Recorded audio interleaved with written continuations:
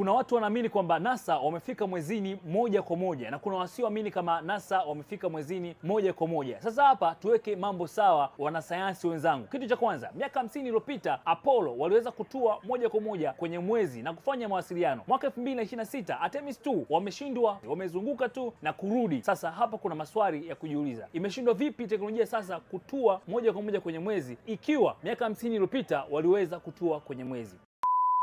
Artemis 2 walitumia zaidi ya kilomita 40,000 kwa saa, ambayo ni sawasawa na kilomita 11 kwa sekunde. Sasa wanasayansi wameweza vipi kusafiri kwa kilomita 40,000 kwa saa? Hili ni swali la kujiuliza. Lakini pia binadamu wa kawaida anaweza kuhimili spidi ya kilomita 40,000 kwa saa?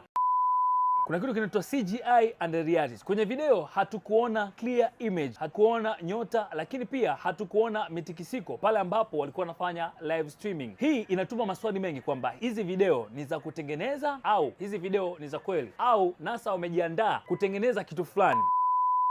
Haya ndo maswali ambayo nimejiuliza. Ni kweli wameenda au NASA kuna kitu kingine nyuma wanachokificha sisi tusikijue? Mimi naitwa Feolex DX Miswaga, karibu sana kwenye sayansi pamoja na teknolojia. Tutaendelea kukupa update kila siku hapa Chamiliki.